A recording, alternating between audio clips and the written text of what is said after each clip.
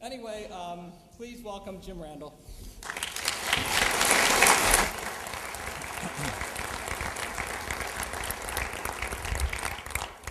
Flick this on from oh, I'm on.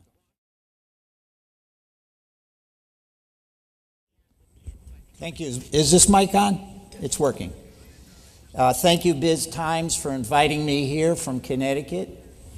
I'm not sure how Steve Jagler found me. I think he Googled old person who survived a lot of real estate cycles, and here I am. I'm pleased to know, I didn't know this is my first visit to Milwaukee. I didn't know this at the time. I actually have some relatives here, and I'm not going to point them out, so if there's anybody at your table you don't recognize, be careful. Don't lean over and say, this guy's a real creep. Might be one of my relatives. The distinguished speakers gave you a great idea what's happening here in Milwaukee.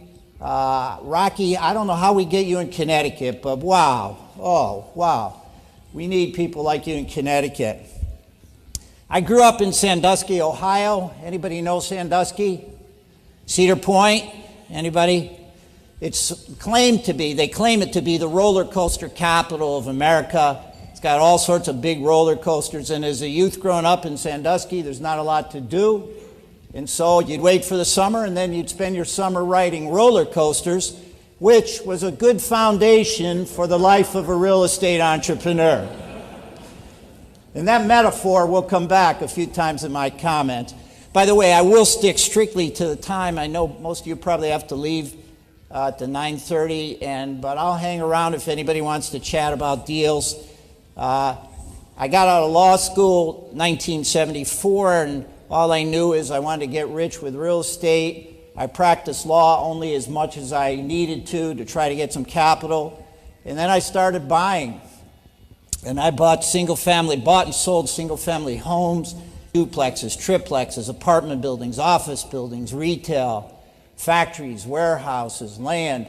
I think I pretty much did it all. And I also have lived through a couple real estate cycles. In the late 70s, President Carter blessed us with something called stagflation, if any of you remember that, a stagnant economy and raging inflation. And I was trying to sell condominiums into a 19% prime rate. That was unpleasant. And then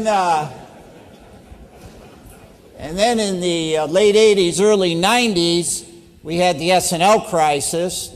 Banks, I imagine it was same here, but all over New England, banks and S&Ls were failing, and we got to deal with the FDIC, Resolution Trust Corporation, and those of us who are heavy into commercial real estate, you know, our values at the time, and it was not unlike today, there was really a real problem getting financing. So you couldn't sell a property because there were no buyers, there was no debt.